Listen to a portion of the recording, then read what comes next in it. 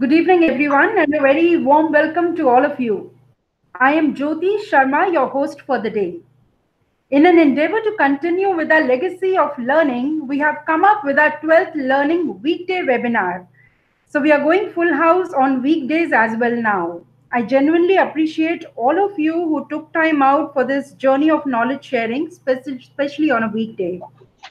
Our thought leader for today is Mr. Jonathan H. Westover, and he'll be empowering us through his insights on the topic managing employee performance, HR analytics, and employee assessment.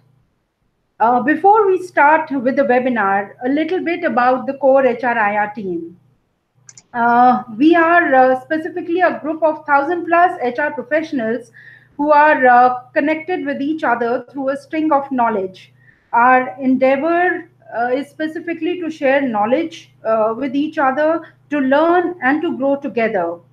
In a short span of time, we have come up with various initiatives, through which we have been connected with HR professionals who are based out of various locations globally and overseas, India as well as globally.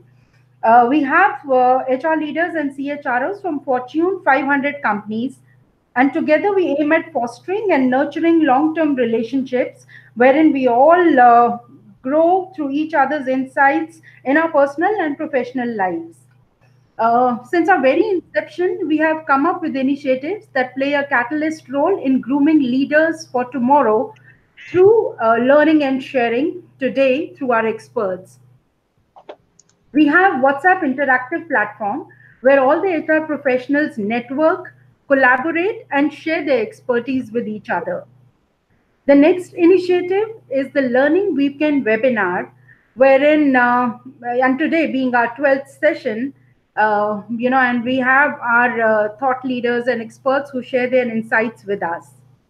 Then we have our Chai Buddy series, wherein all HR professionals meet face to face, discuss new ideas, initiatives, industry practices, and the latest trends. Another initiative is the job board, which is essentially to provide all HR professionals with career opportunities in HR globally.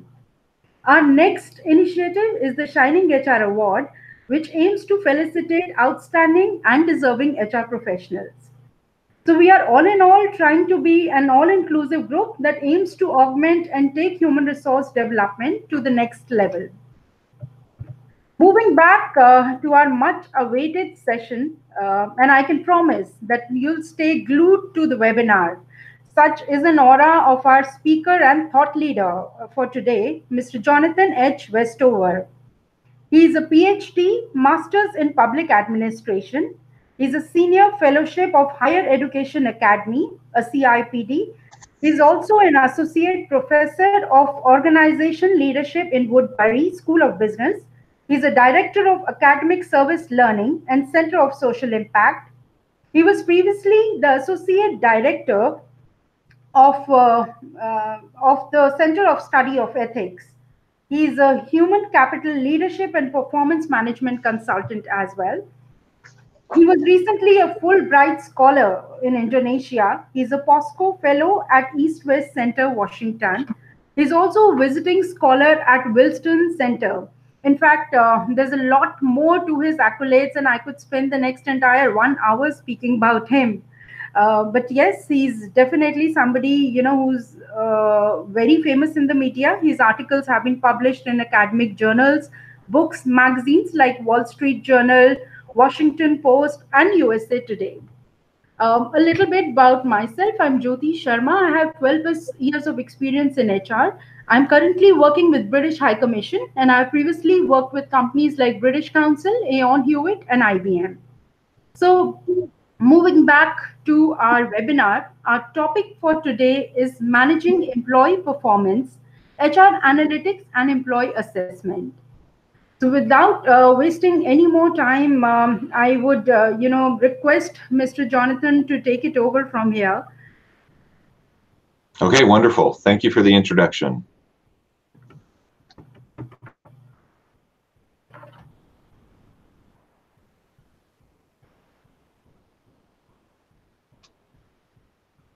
Yes, John, over to you. Okay. And for just a few minutes, I thought we could have me on video so you can get a chance to see and know, put a face with a name. And then in a few minutes, we'll go back to the prepared slide deck so that you can see the slides as I talk through the different topics and issues. But I do appreciate the invitation to join you, and I appreciate the introduction. It was a very kind introduction. HR is certainly an area that I love and have continued to do a lot of work in.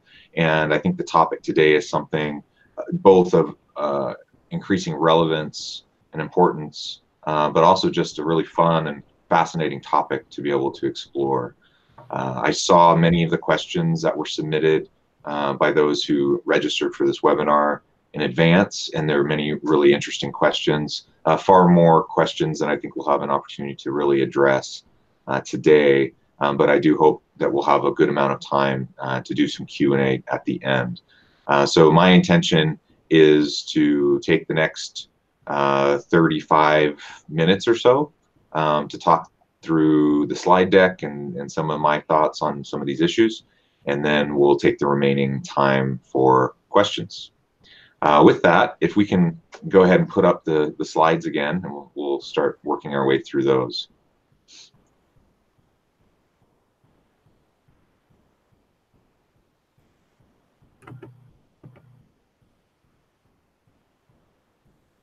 All right, and if you can go to the agenda slide, please.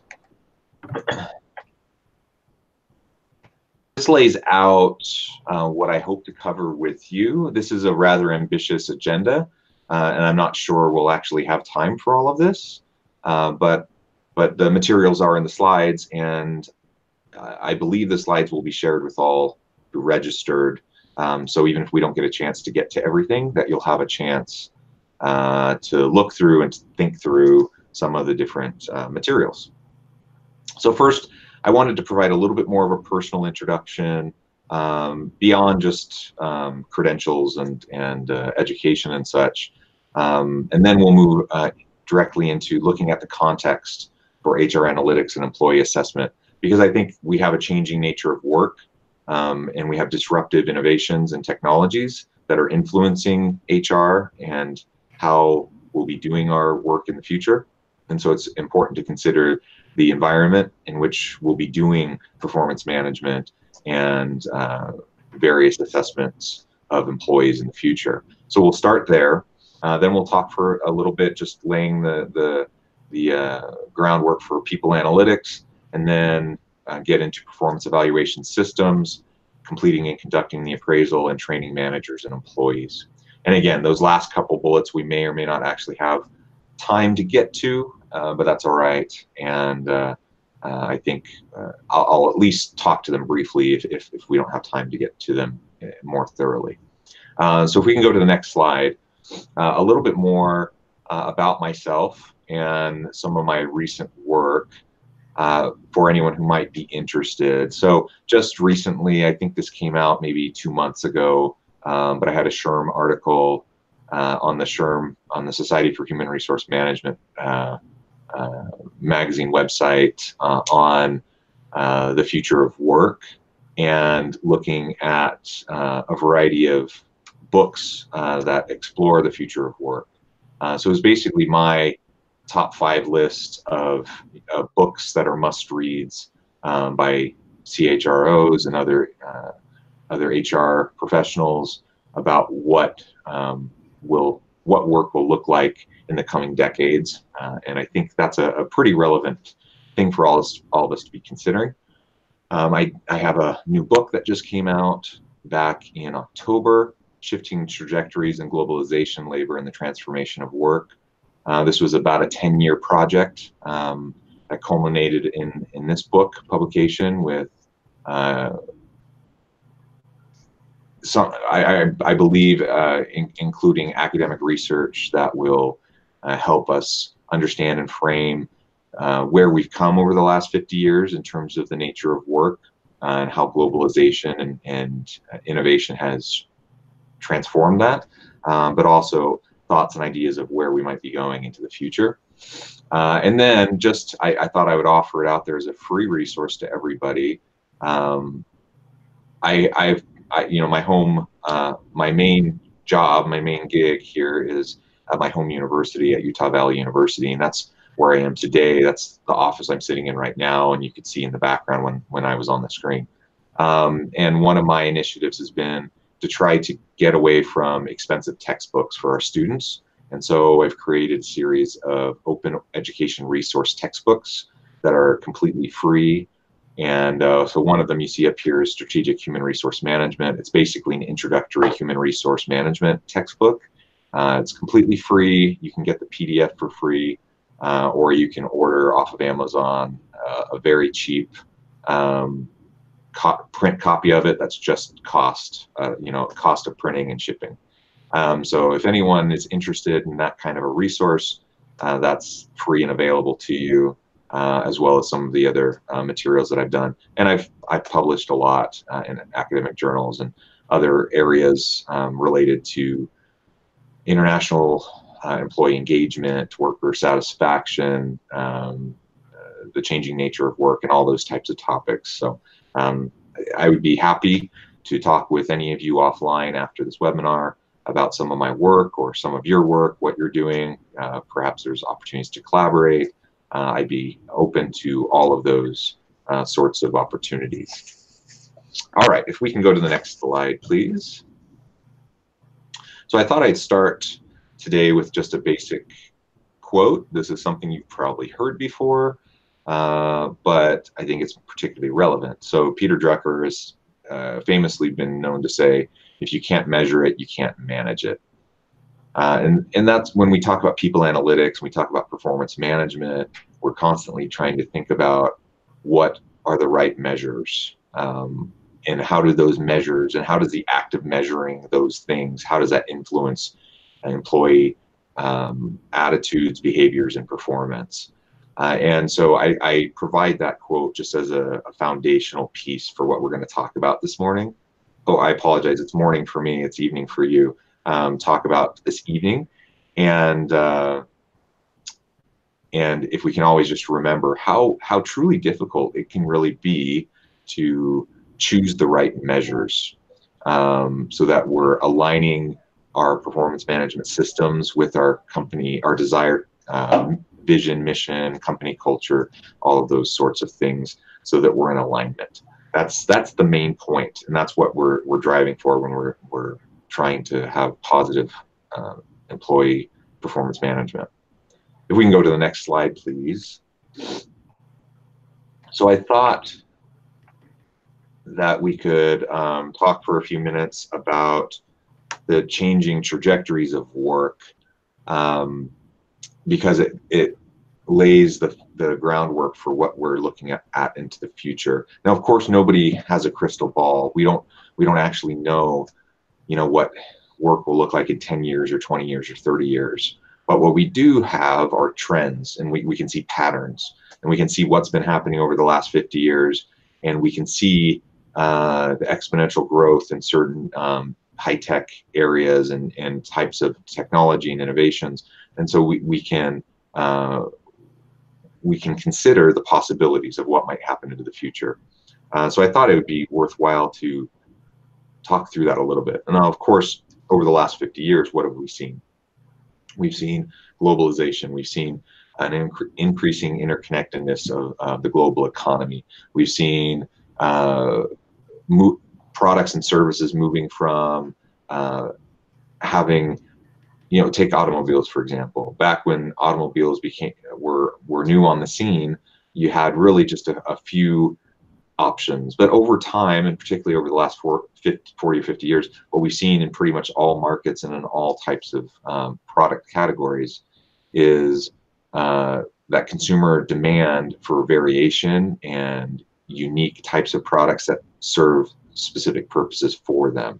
And so that's driven a hyper competitiveness in the global economy. That's triggered you know, the need for organizations who want to remain relevant and successful, to be responsive and adaptive to the increasingly nuanced consumer demand, to provide a wide variety of products and services with a huge variety of looks and feels. So, for example, today, when you think about automobiles, how many different makes and models and variations in terms of color and style and special features, that's pretty typical now of most product offerings that are out there on the market today.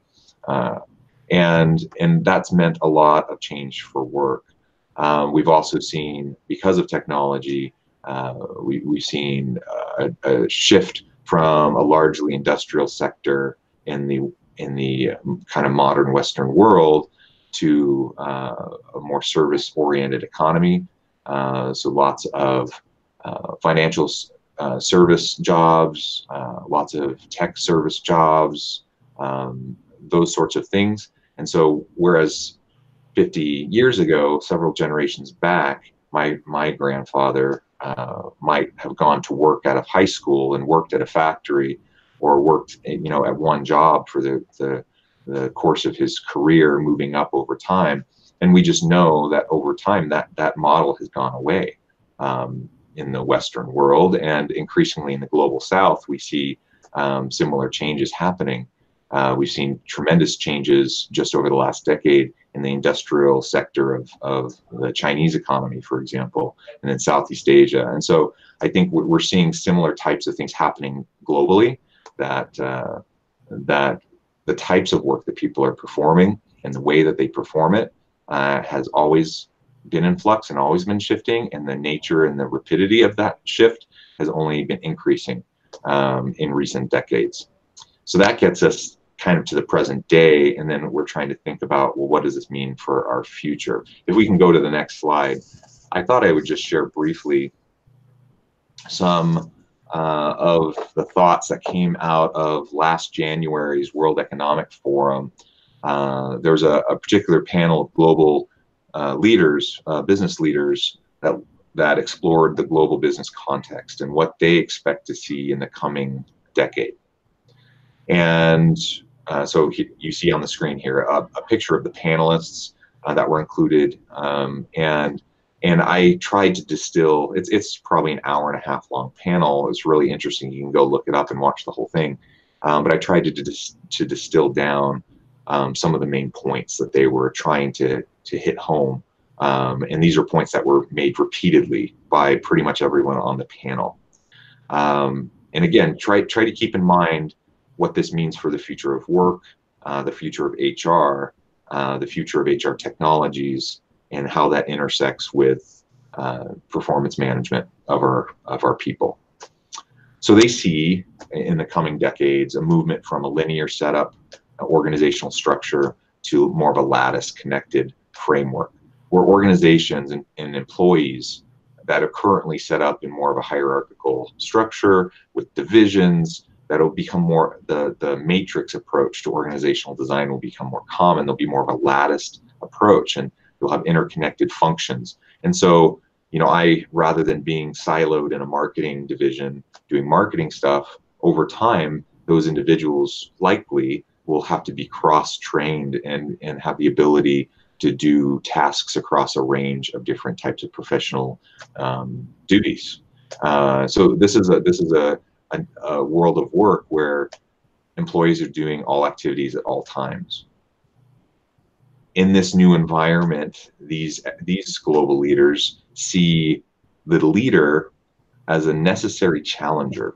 That gone will be the days of a leader to maintain the status quo, because of the hyper-competitive nature of the global economy, and that only seems to ramp up faster and faster. That if you want organizations to be successful, you have to be a leader, you have to have a leader in that organization, or you have to be that leader who will constantly be challenging the status quo, who will constantly be pushing the envelope, be pushing innovation, who will assume challenge and disruption in the industry and with the products and services that are being provided, in the nature of work itself and in the nature of the employees that do the work of the organization. That we need leaders as challengers and disruptors. And that's kind of flies in the face of traditional models of leadership. Now, certainly there's always been a push in recent decades for strategic leadership and to be thinking forward and forecasting and all those sorts of things. But they're arguing for something a little bit more dramatic than that. They're arguing for someone who really can push the organization out of their comfort zone, challenging all preconceived notions and pushing forward. They also talked repeatedly about a push towards a reskilling agenda within companies to create value, because the war and the battle to get good workers and the fight for labor, that's going to become intensified. I don't know what the current unemployment rate is where you are located currently, but in the United States, it's really low. And it's actually too low in most places, particularly in higher high-tech, higher skilled, and higher education types of jobs. And so we don't have enough people that are actually available actively looking for jobs. And what that means is there's a real fight for talent.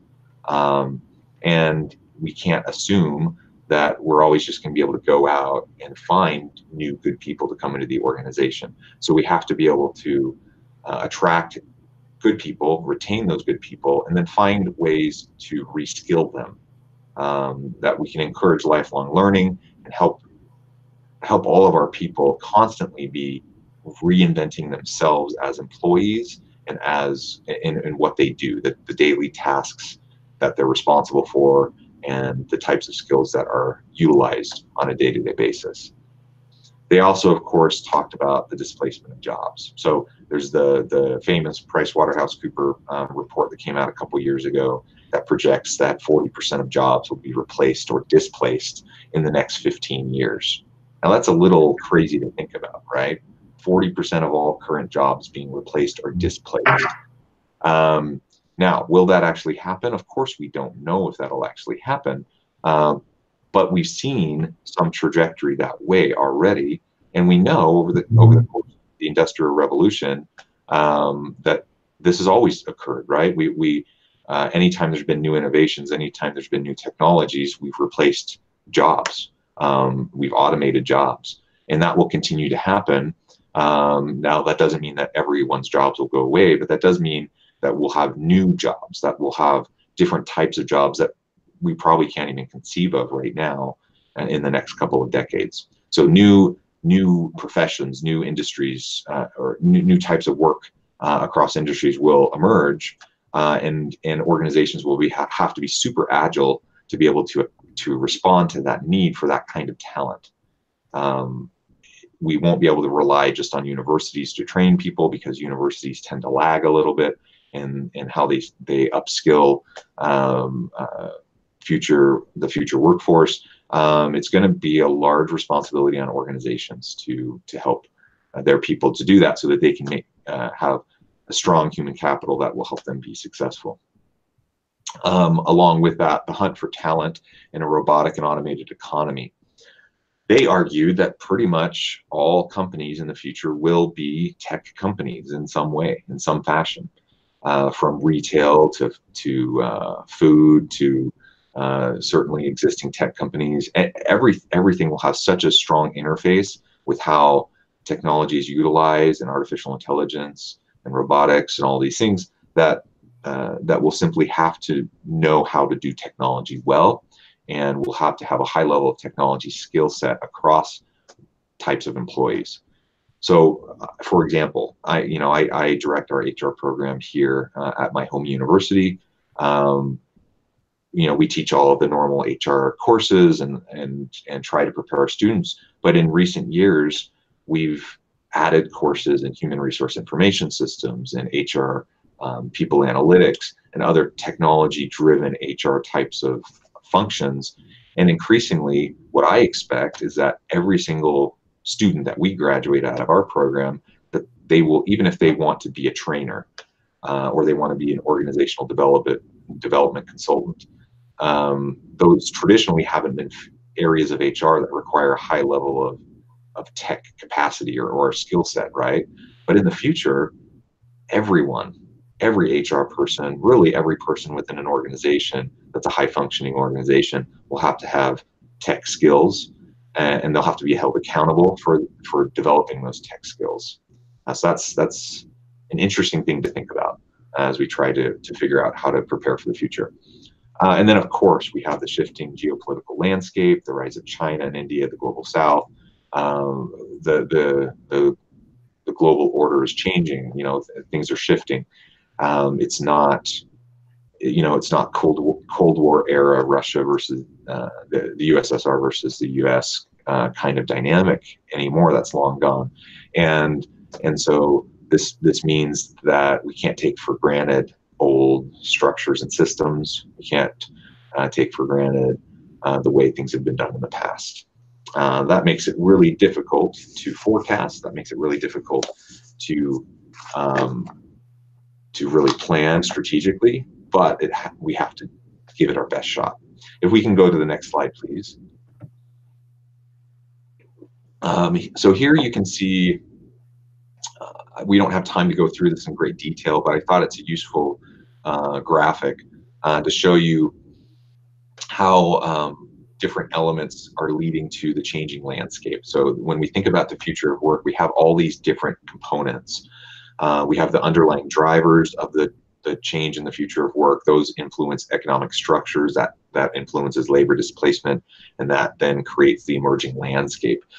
So, for example, if we just look at the blue underlying drivers for just a second, and we think about, for example, the connectivity issue, the globalized access to everything, the internet, the democratization of information, the fact that we are doing what we're doing right now, where there's people from all over the globe in different time zones meeting synchronously at the same time, seamlessly, using a very basic free technology that we can interact and share knowledge with each other. That's a perfect example of connectivity, and that's only increasing, and that's increased tremendously even over the last decade. Machine capabilities, artificial intelligence, we'll talk more about that.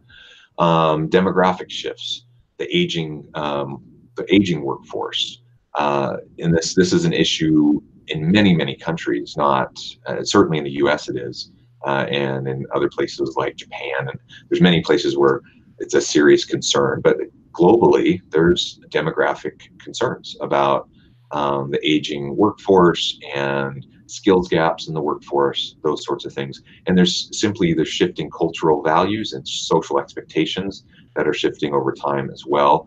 And so the nature of our social interactions in the workplace are changing. Anyways, all of that then feeds into shifting economic structures with globalization. We then move into labor displacement. I talked a little bit about that. Ultimately, we find ourselves in a situation where we have a new emerging landscape of high performance organizations in international markets, where education is open and available to all. Again, the democratization of information that's curated in such a way that people can gain and improve their skill sets through stackable credentials and things like that. All of this is shifting the nature of higher education. It's shifting the nature of the workplace. If we can go to the next slide. So really quickly, to not get bogged down in this too much, but I thought we could talk for just a few minutes about some of the technologies that are going to be shifting labor markets. And maybe I'll just pick a couple of these. I think all of them are super interesting, and we could probably spend hours just on this slide talking through examples of all of these different types of technologies and labor markets that are associated with them. But let's take, for example, quantum entanglement. I don't know how many of you are familiar with the idea of quantum entanglement. It's a super fascinating development where basically, and this is not my field of research by any means, so I have a layman's understanding of the technology, but in China recently, scientists in China at the University of Science and Technology of China were able to at the molecular level make a change in a cell, and simultaneously that same change showed up across the globe in another cell. So they had connected these cells at the quantum level and then separated them across the globe, and then made it change to one, and it showed up immediately simultaneously in the other. So that's the idea of quantum entanglement. If we can connect things at the quantum level, then it creates instantaneous communication channels that doesn't require radio waves, it doesn't require Wi-Fi, it doesn't require cell networks. It's just that it just is connected.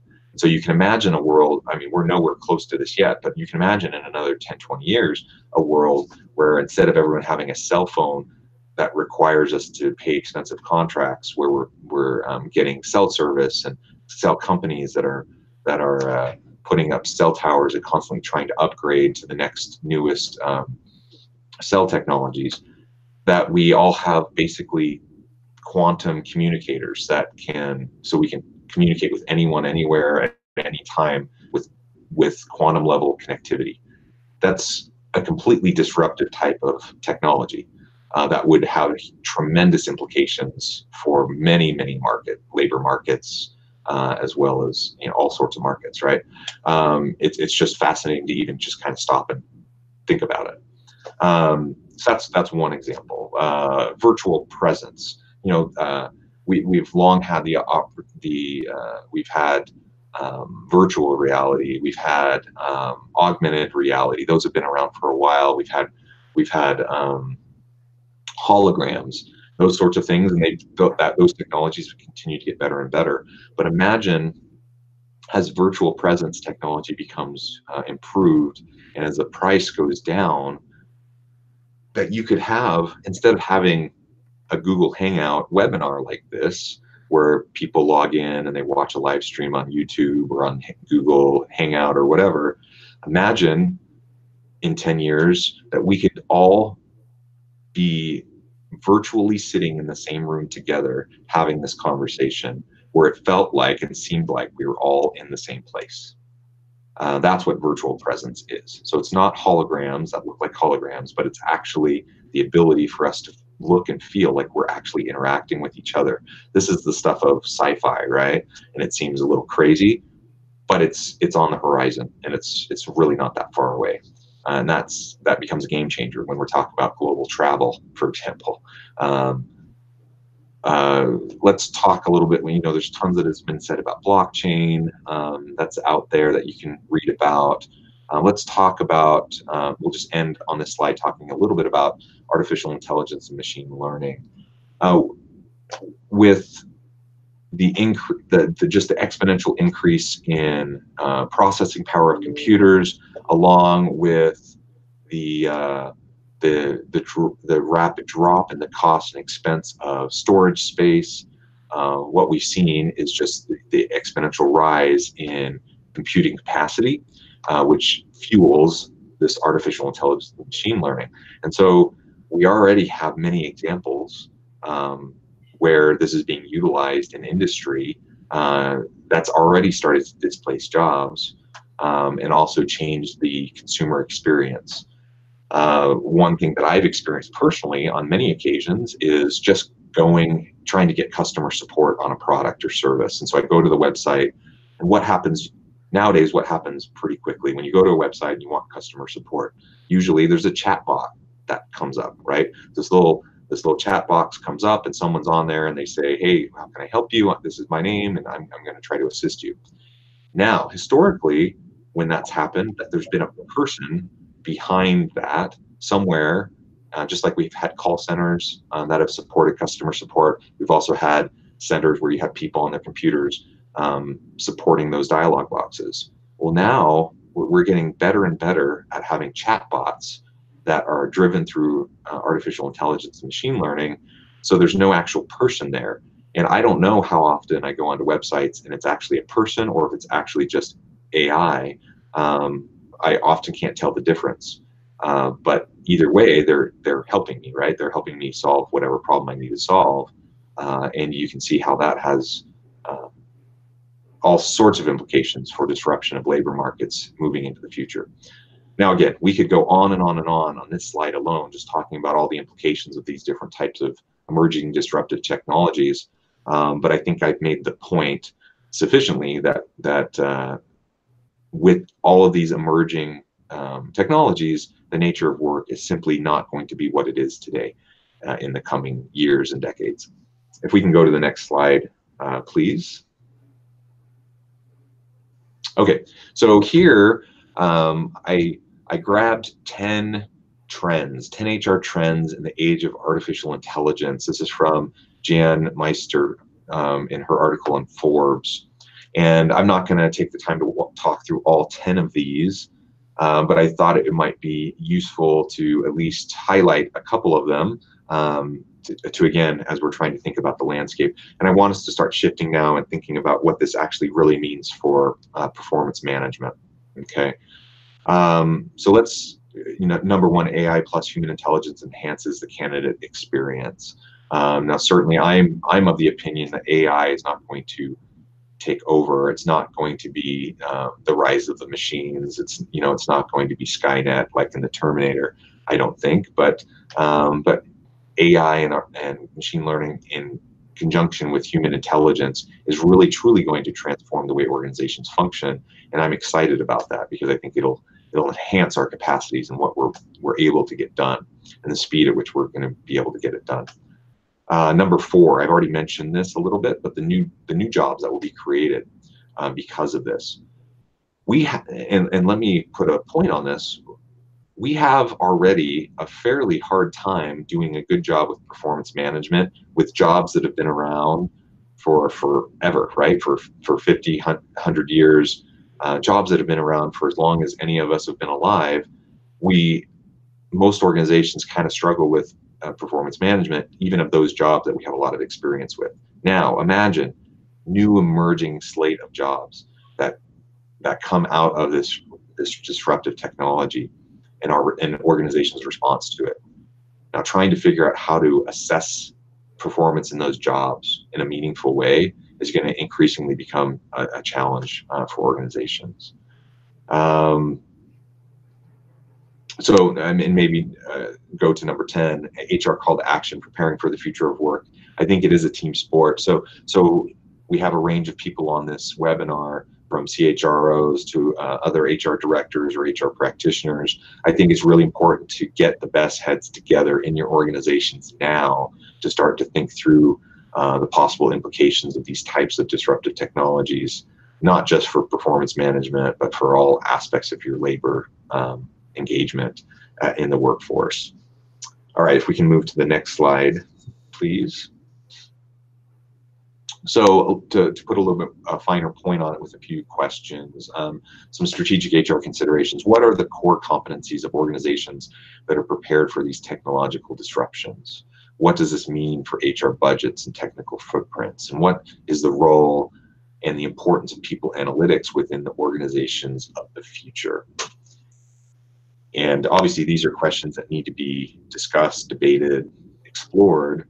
But I'll tell you, my opinion is that we're going to have a new emerging set of competencies, some of which we can kind of think about now, but some of which we just don't even have any clue about what they are yet as these technological disruptions continue to emerge and take hold. So we have to be very constantly vigilant about thinking about what those core competencies are.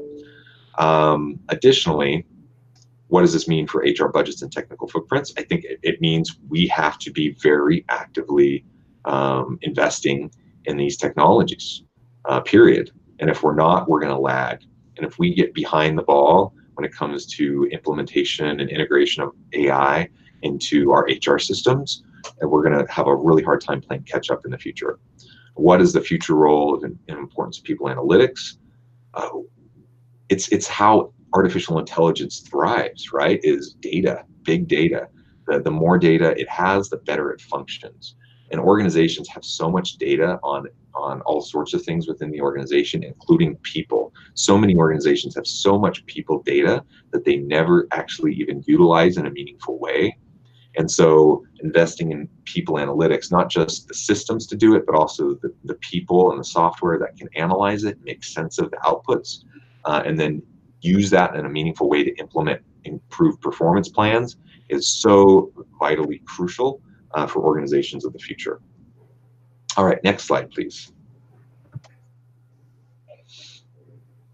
So some of the types, I tried to think about how do we break down people analytics? So some of the different types of people analytics: workforce planning analytics, talent sourcing analytics, talent acquisition and hiring analytics, onboarding and engagement analytics, employee lifetime value and performance management analytics, talent attrition and retention analytics, employee wellness, health and safety analytics. And I'm sure if we had an open dialogue right now, we could probably come up with a bunch more categories. But these are the ones that kind of popped out, as I was thinking about this. So we have all these different types of data that a lot of organizations already have, and we just aren't utilizing it well. And that will become even more important as we move into the future.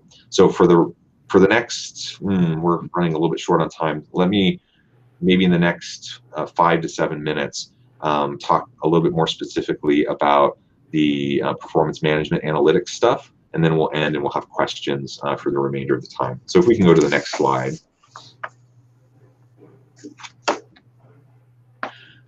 You all know this. I don't think this is rocket science. Performance evaluation systems, the fact that it's a systematic approach to examining employee performance. 4 reasons why we want to try to have that systematic performance evaluation. The evaluation process should encourage positive performance and behavior. It can also be used as a tool to develop employees. It can provide a basis for promotions, raises, provide justification for disciplinary actions or other legal types of actions, and it's a way to satisfy employee curiosity. And I'm sure there's more that we could say, but those 4 alone are certainly justification to try to have good performance systems. Next slide, please. As we think about how we design these systems, the very first thing is to think about how often.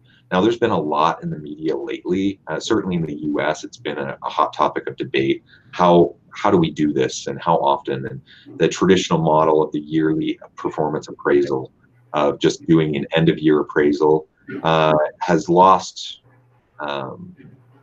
really lost the sense of value in most organizations.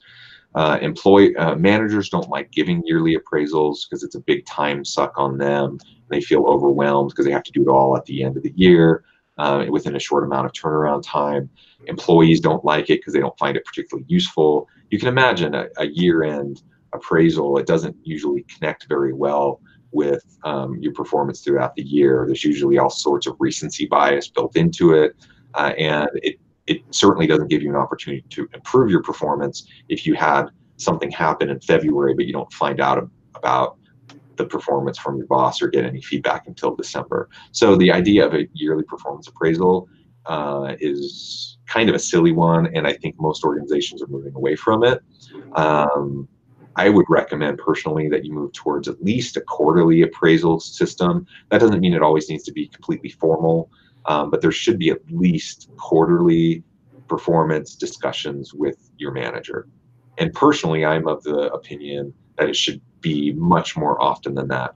And particularly with millennial workers and with Gen Z workers, they expect constant mentoring and feedback. And so if a week goes by where they're not having at least some short, meaningful interaction with their boss about expectations and about the performance and getting feedback on how they've done, then they're not happy and they're not satisfied and they're not going to be engaged and they're going to leave the organization. And so we're getting into the world of real-time performance evaluation, and that actually can really be enhanced through the use of these new HR technologies and artificial intelligence that can help. We actually have just here locally in near the university, we have a small startup company that has created an app for real-time performance evaluation, where every time a supervisor or a boss interacts with their direct report, maybe there's a presentation or maybe there's a client meeting or something happens, that immediately on the app they can rate that interaction, they can provide a quick comment, that feedback goes instantaneously back to the employee, who can then ask for clarification, and then it aggregates it over time, and then you can see trends and movements over time about how different aspects of performance is shifting. That's becoming the new normal, I think, and in 5 to 10 years, I think that's what organizations will be doing for their performance systems. So it'll be greatly strengthened by technology. A couple things, though, that we do need to think about. If we can go to the next slide, we do want to think about systems errors and biases. Now, we all have these biases, and because of the biases, we need to have mechanisms to be able to check our biases. We need to have trainings so we can calibrate managers about what it means to evaluate performance, and so they can understand what common biases are and how they can counteract those. Many types of bias. Some of the common ones, we think about the halo effect or the horns effect. The halo effect being, basically one good thing happens, and so then you look through the lens of that one good thing with rose-colored glasses on every other thing that employee does. So you give them a really high performance evaluation, even though maybe their overall performance wasn't very good, but this one direct interaction you had with them was really positive. That's obviously not going to be effective. It's not going to be fair. The same goes with the horn effect. That's where one negative interaction unduly shapes your perspective of that employee and other ways that they perform. And then we have issues related to validity, reliability, and acceptability and specificity. If we can go to the next slide, really quick diagram of this, you can see how it plays out. Now, of course, what we want with the best case scenarios, we can identify performance objectives that we know align with the organizational mission. We can measure them in real time. We can provide feedback in real time, and that we have objectives that are both reliable, valid, and really connect with the organization's mission and what we're hoping to get from that performance. So here in the targets, you can see a depiction of what that really actually means. Target A, you have poor validity but really good reliability. So all those shots are clustered tight together. So you have that measurement that clearly it's consistently measuring the same thing well. The problem is it's not aligned well with what you actually need and want in the organization. So you have poor validity, but you have really good reliability. Target B, you have poor validity and poor reliability. They're not clustered, so they're not consistently measuring the same way, but they're also not towards the center of the bullseye. Target C is what we're shooting for. We're looking for clear alignment with the performance objective, how it's being measured, and then the fact that we can consistently, over time, with different types of managers, measure that aspect of performance consistently across divisions with different employees. That's what we're shooting for, because then it's consistent, then it's meaningful to employees. And if we couple that with constant feedback, then employees are going to be appreciative. If we can go to the next slide, please. Finally, and I think just because of time, I'll end with this. There's a few more slides that we won't get to. Certainly being valid, reliable, generalizable, it adds to your assessment method, and that's what you want. But you also have to think about the cost, right? The marginal utility of whatever you choose to do. So it needs to provide economic value greater than the cost of using it. Again, this is actually where technologies are really going to be beneficial, because right now, without technology, without assistance by technology, providing real-time performance management, assessment, and feedback is a crazy thought, right? It's an incredibly onerous task. It would take people so much time to be able to do that. But as technologies are emerging and there's new offerings and new HR information systems and software that can help facilitate this, you really can have a performance management strategy that's moving closer to real time, that's assisted by technology, so that it actually, not only does it not add to the burden of managers, but it actually takes away from the burden of managers, and it takes away those bottlenecks of like the end of the year appraisals where they just get swamped and having to review 20 employees within a couple days and try to be thoughtful about it. That's such a hard thing and such a time suck on managers. But you start to break it up and you assist that through technology, and you're able to chart and graph performance over time. That becomes meaningful to organizations. It becomes meaningful to employees. With that, so there's a couple more things we just won't have time for. Maybe it'll come up in questions.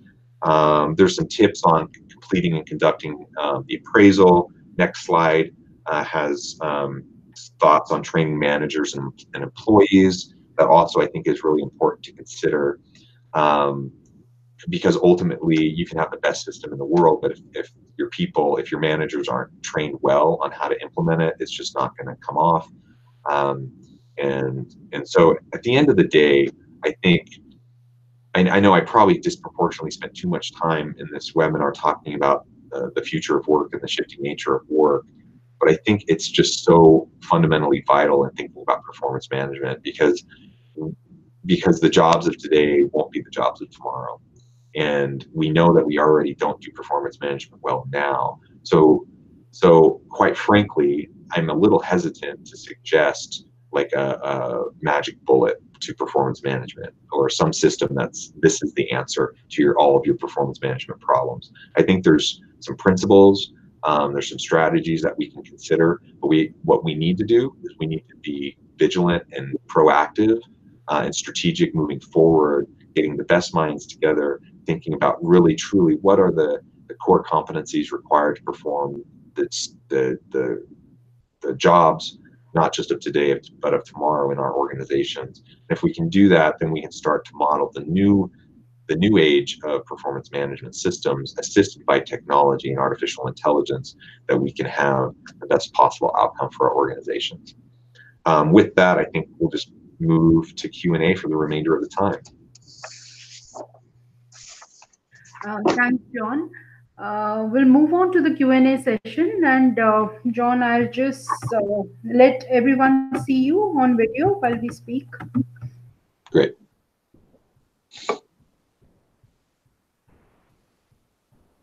Great. So, John, our first question is from Rajesh Singh, who states that in current scenario, there is a lack of management support and biases which practically exists in organizations.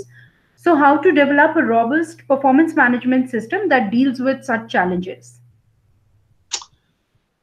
So there's challenge. So basically, you're talking about having a good performance management system within an organization, where there's not a culture for it and you have resistance from the top down. Is that kind of the question? That is correct. Yeah, that's a big question. That's a really hard one. Yeah, I'm not sure I have like a perfect answer for it. I'm a big believer in all of us as change agents within organizations. Some of us have formal power, a lot of us don't have formal power. So we have informal opportunities to influence. And, if you're an HR director, but you don't have a seat at the table in the executive room, and you don't feel like you have support from the CEO, or maybe you don't have a CHRO, and you're the HR director and you report up through another VP, and they don't really support what you're trying to do. I mean, that's a really hard scenario. And I think it comes back to constantly trying to show the value of what HR has to offer to the organization as a business partner. So many executives, who have professional backgrounds in operations or finance or some of these other areas, all of course, which are very important to successful organizations, they don't always have a great appreciation for HR, or they might even see HR as as just the money suck of the company. All this money's going in, it's not actually producing anything. And so obviously that's not true. HR done well can increase creativity and innovation in organizations. It can increase performance. You can lower turnover costs, increase employee engagement. I mean, there's all these different things that good HR systems will do to help cut costs and increase revenues for a company. It's our job as HR practitioners to show that value to people up the line, to be able to show it in compelling ways. And as we, within the constraints that we find ourselves in, as we can find opportunities to share that kind of information, then that will, I'm convinced that over time that will resonate with leaders. And sometimes, just like we experience with people that report to us, sometimes it requires a change in personnel and a change in leadership for things to truly take hold. But I'm not a believer in just sitting around waiting for that to happen. So even if I don't feel like I formally have the ability to push a new initiative, I feel like it's my responsibility to, through informal channels, to influence in any way I can, and make the case for what I'm trying to do. So that's a general comment to the question. Now, specifically to performance management, I think it's the same thing. So you want a performance-driven accountability culture within your organization, right? You want clear clear objectives related to core competencies, and you want to measure them in meaningful ways. You want everyone to understand that they're going to be held accountable. Excuse me. You want to make sure that everyone knows that they're going to be held accountable for that performance or lack thereof, but also that they'll be supported in creating a performance plan if their performance isn't up to par at the moment. So that you want a culture of accountability, but not a culture of fear. A culture of fear drives down engagement. It increases turnover, and it ultimately doesn't have a good connection with high performance. And so that can be a hard line to walk, right? It's a bit of a tightrope trying to have clear accountability without having a culture of fear. But if you can walk that line and make sure that people know that it's not arbitrary and capricious, that you have clear standards that's being applied across the board to everybody fairly, that there's not nepotism, there's not cronyism, there's not people that get a pass just because they are good friends with the boss, but like literally everyone is held accountable, and then everyone is supported in achieving their goals in the mission of the organization. When that culture starts to emerge, it's a really beautiful thing. And so we make that case. We make that case to management, upper management, to the CEO. We make that case about how utilizing technology enhanced performance management will drive higher productivity of our employees. If we can consistently make that case, then I think we'll have a shot at overcoming some of that resistance. But it most definitely will take time if you're experiencing that in your workplace. Absolutely, John. I agree to that. And I think it's in the interest of management as well as the entire organization, because a well strategized and implemented performance culture results in employee motivation and retention. Yeah. So, moving on to our next question, that is from Aruna Kotru. And, there's a similar question that has come up from a lot of other people from the audience who specifically want to know the best approach or the best appraisal system. Is it bell curve approach, which is recently getting a lot of in fact, a lot of people are not in favor of it, and there's been a massive opposition. So according to you, what is the best approach and the best appraisal system to follow? A very good question. I think my cop-out answer is it depends, right? It depends on the organization and the culture and the strategic vision of the company. So you have some companies that have sworn by the bell curve force distribution approach of performance. And I think of Goldman Sachs, for example. It's a place where people want to work. It's a career maker. You go work for Goldman even just for a few years, and it can set your trajectory for a good career. But they burn through people, right? People come in, they burn through them. Some people stay, a lot of people leave. They're not so concerned. They're kind of an employer of choice. Like, people want to go work for them, and so they're not concerned about the churn, right? They're not concerned about the turnover, and they basically put the grind.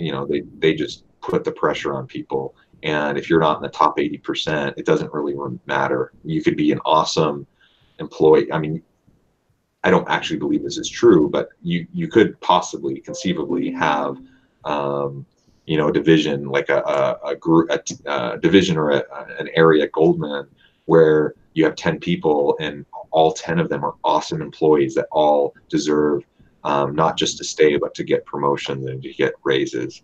And based on their force distribution system, every year the bottom two are gone, right? They're not really going to even consider it. They're just going to keep the top performers. Now, I think certainly there's lots of problems with that, and most companies aren't a Goldman Sachs or a Google or one of these hot tech companies that people want to flock to.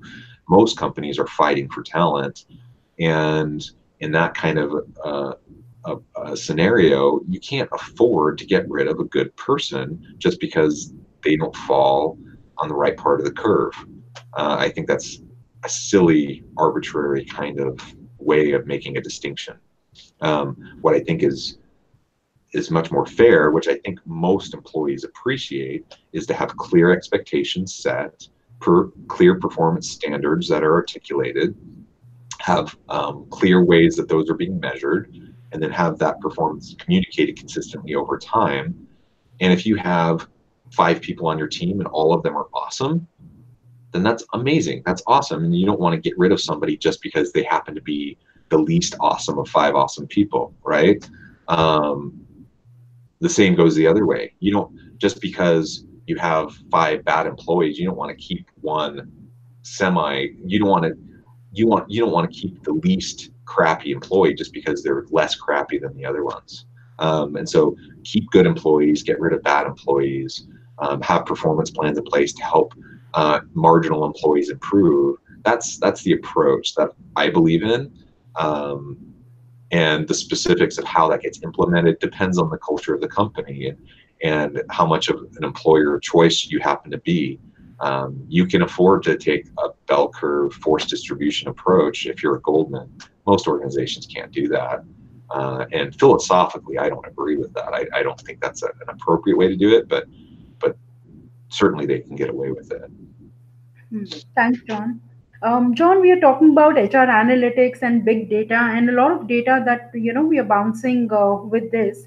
How do we use HR analytics to devise strategies to implement performance management and to keep employees motivated? Yeah, I think it comes back to just making sure you're measuring the right things. I don't know how many on this webinar have seen the movie Moneyball. It's a movie about American baseball. It's a true story. A manager who had a team, a payroll for his team that was way below the average for the league. And so you had big market teams like the New York Yankees, you may be familiar with, that could afford to pay basically 10 times the amount that his payroll could pay for his athletes on his team, but he's expected to compete at the same level. And so this whole movie, it's a fascinating movie. It actually, it's very well done. It was a Best Picture nominee in the US maybe 7 or 8 years ago or something. It's a very good movie in and of itself, but related to HR and related to people analytics, it's a fascinating movie to watch through that lens. And he based the general manager of the Oakland A's, this baseball team, he basically decided he was going to completely disrupt the way that he evaluated performance of the players to see which players had the best value to contribute to the team, to make the team collectively successful. So not individual stars having good careers, but the team collectively successful. And what he ended up doing through analysis over time is recognizing that traditional metrics that have been measured in American baseball for hundreds of years aren't actually the best metrics for who's going to be the best performer to help the team succeed. And he came up with his alternative metrics, and he started to follow those. And then that influenced how he got rid of some players and how he traded for other players. And he built this team that looked a little bit like a misfit team with a really small payroll that was like 1/10 of the payroll of these big market teams. And what happened was they went on to set the record for the most consecutive wins in a row, in baseball history. They won their division title, and they had years and years of great success through this approach. And that approach then started to bleed into American basketball and American football and some of these other sports and get the attention of industry. Now, certainly, this person didn't invent analytics, and he didn't invent people analytics or performance analytics, but he took a new novel approach to trying to think about which performance metrics actually matter. And I think that's what we all need to do, is think about which performance metrics actually matter, and then measure those, and then feed back that data back to our employees consistently and help them see where they're doing well, so that they have that constant motivation to do a little better, but also feel supported in being successful. As we do that, everyone likes to be part of a successful team. Everyone wants to contribute. Well, I suppose not everybody, but most people go to a job because they want to have meaning in their work. They want to contribute. They want to be successful. They want to have a good career. They want to help the company succeed. They want the team to succeed. We want to find ways as managers to help that happen. And when we do that, that increases engagement, that increases motivation, and it all comes down to knowing what we're measuring, because that influences how we write our job postings, and how we recruit, and who we interview, and how we select our employees, and how we place them in the right types of jobs. It has implications for every aspect of HR, in doing it well. I'm not sure if that fully got at your question. But. Yes, in fact, in continuation to the same, what our participants would like to know, if you could cite a few practical examples of what organizations are doing globally, through HR analytics, how is it helping in terms of changing trends? How is it helping with changing trends? Is that what you said? Trends and implementing, performance management in a more effective manner. Yeah, good question. I think every now and then there's new reports put out by some of these tech companies, leading companies like Google, that give us some insights as to what's working well for them. It's a tricky thing, because again, I hate to always say it depends, but it does depend. It depends on a lot of stuff. It depends on the context, the geopolitical, social, cultural context that organizations function in. Depends on the sector and the industry. It depends on the type of organization, the organization's mission, all that kind of stuff. But with that said, with that caveat, you have great examples from tech companies like SAS or Google, who are these big global companies with tremendous success.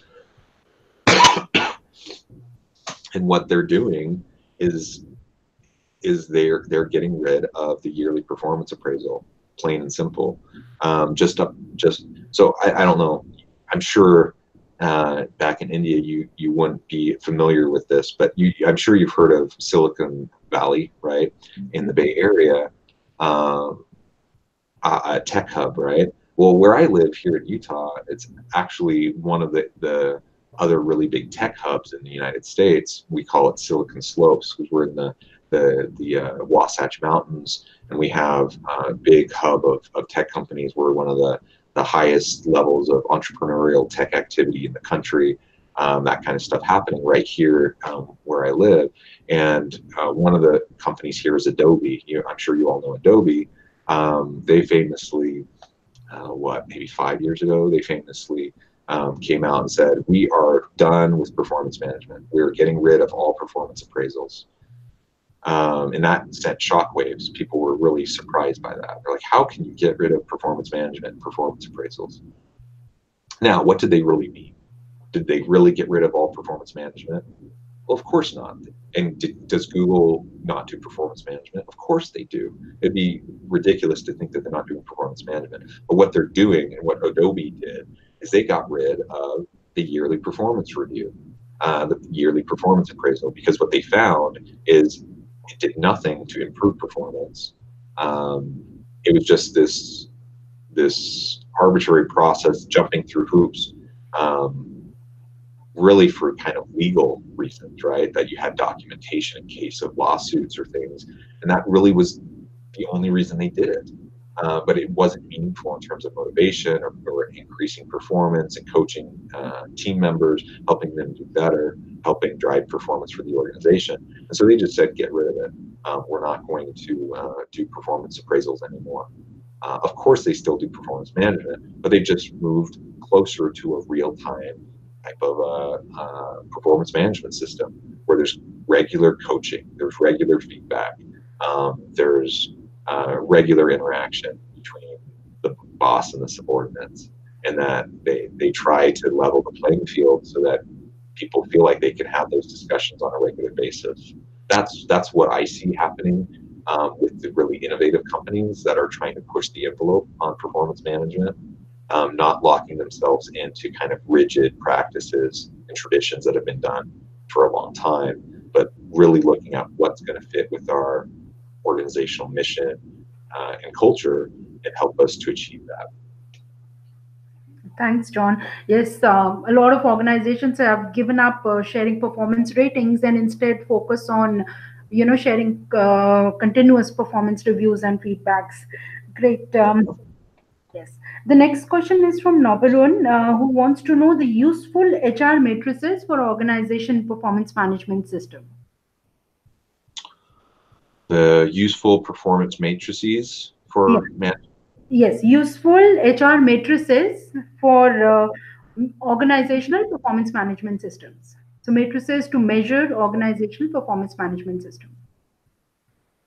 Yeah, so this asking about how to measure the effectiveness of a performance management system, not necessarily how to do the performance management system within a given company. Is that the question? That's right. Yeah. Again, a very, very good question. I think I'm not sure I have a specific answer for you in terms of specific model or matrix and how to assess. There are certainly a variety of models out there to look at what's being done well and what's not working. I think the first step, though, obviously, is always to get your team together and look at what you're currently doing and look at the track record over the last 2 to 5 years. Excuse me, and try to map it, to try to see what are your goals of your system. Have you seen any evidence that it's achieving those goals? That's the first question. Do you see evidence that it's actually achieving the goals that you set out? And if it's not, then you have to go further and you have to ask, what's inhibiting, what's limiting this? Is it a systems issue? And a lot of times it is a systems issue. Is it a training issue? Are managers not trained on how to do this effectively? Is it an objectives issue? Are you measuring the wrong stuff? And so you've got the best system with really well-trained managers, but you're just measuring the wrong stuff, and so it's not having the impact, right? So you start to think through these different types of components of what should be in place for an effective system, and then you can start to identify the gaps that might exist in your system and create a implementation plan for improving it over time, whether that means providing more training, getting a new HRIR system to manage the whole thing, different policies and procedures that can help reinforce what you're trying to do. A lot of that needs to happen. One of the things that I see a lot of times in organizations, if I go in as a consultant, I see an organization that's it's not functioning well or it's not having the desired outcomes, especially in larger, more sophisticated organizations. They've usually done the work of having a good system. They've usually done the work, of training their managers.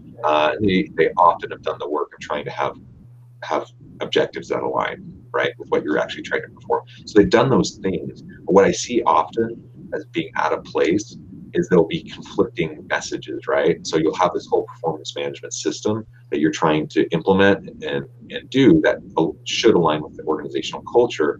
But then you have this random thing over here, right? This initiative from an executive or this policy or procedure and these different types of things or different types of communication that come down that are inconsistent with the whole system itself, right? And that causes a lot of problems because, as an employee, I'm sitting here thinking, how do I stay on the good graces of my boss?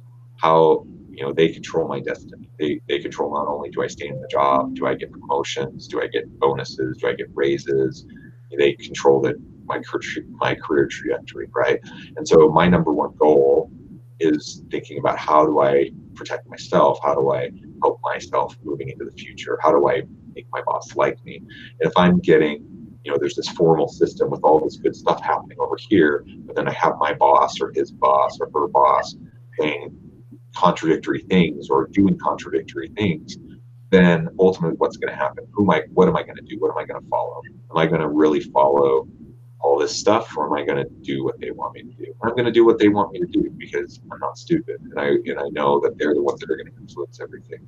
And so I think we want to make sure that our system has alignment, but we also need to make sure that that all the components of the organizational system as a whole are in alignment and fit with each other, that you don't have distractors or things that actually undermine what you're trying to do with your performance management system to create that performance culture. Great.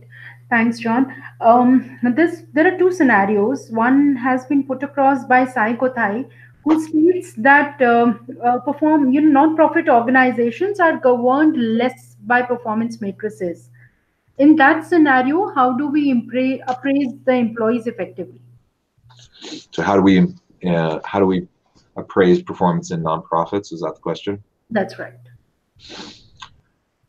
Yeah, I think ultimately it's not a lot different than how we would do it in any organization or big corporation or higher ed institution or whatever. Organizations are organizations, and you want to set clear expectations. You want to have clear objectives that align with those expectations. You want to measure them, and you want to communicate and feedback that on a regular basis.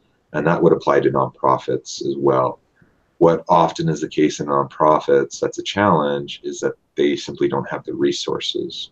They don't have the resources for the people analytics software, the HRIR systems. They don't have the resources for the dedicated personnel. They often don't have a dedicated HR person if they're a smaller nonprofit. They just don't have the people resources. They don't have the financial resources. They don't have the software resources to be able to do all this seamlessly and well. But the elements of what should be there, I think, is pretty much the same, that they should try to be implementing. And so I think this comes back to my point in the slide deck about the cost involved with the system.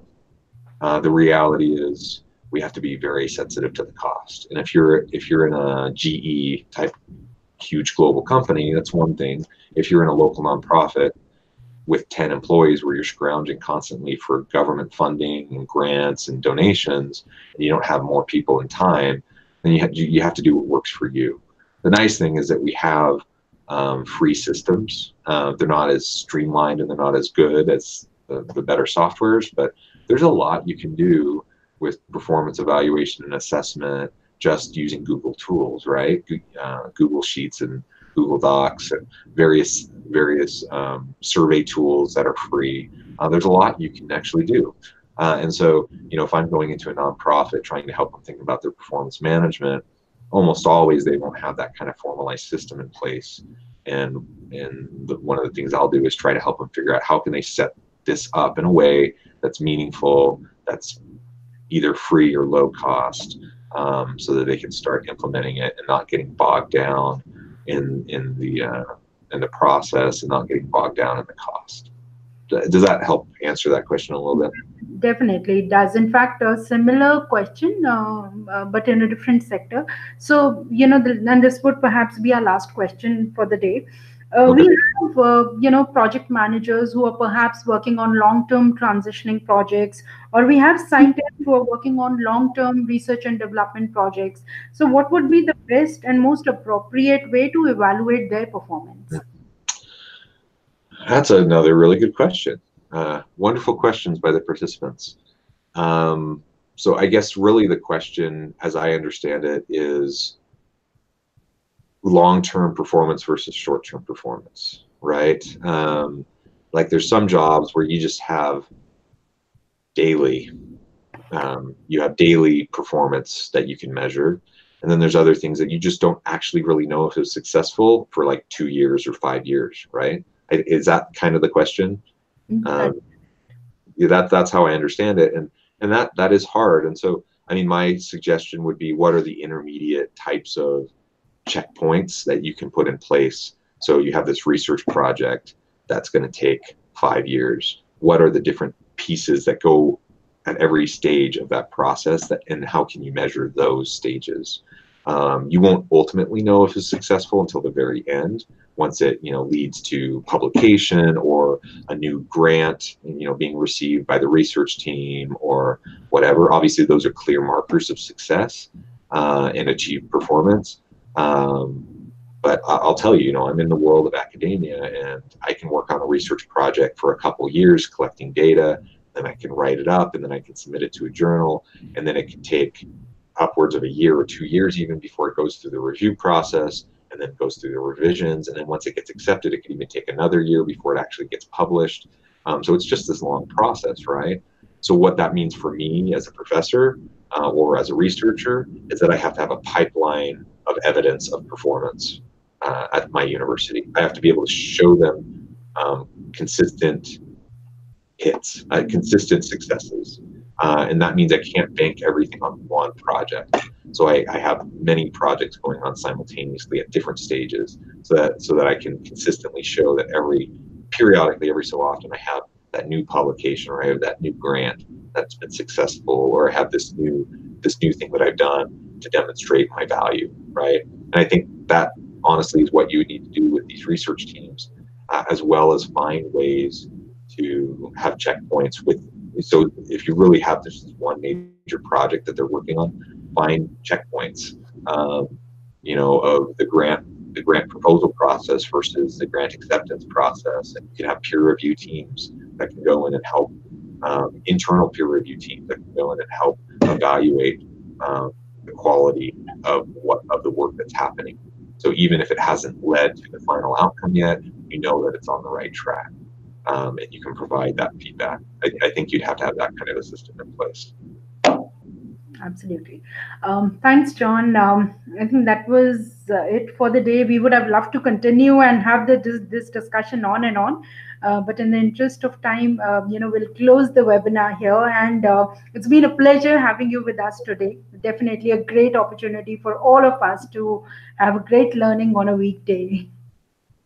Thank you. Thank you very much for the invitation. It's been a pleasure. And as I said before, I think the slides will be shared. Of course, the video will be posted. For any of you who have been participating on the webinar, my contact information, you can look me up on Google, or you can see my contact information in the slides. Don't hesitate to contact me if you want to connect on anything, or have discussion, or look for a collaboration or something like that. So I appreciate the opportunity. It's been a pleasure. Thank you, John. And I would request audience, please feel free to reach out to core HRIR team, or you can connect with John directly on LinkedIn in case of any further queries. Thank you so much, John, and thanks to all the participants who've been here. We would love to hear from you and kindly share your feedback. Also, a big thanks to Veer, Bhanu, Kirti, Kashish, and Anu, and many more people behind the scene for their never-ending support to make these webinars a success. Okay, thank you. Good night. Thanks, John. Good night. Good night, everyone.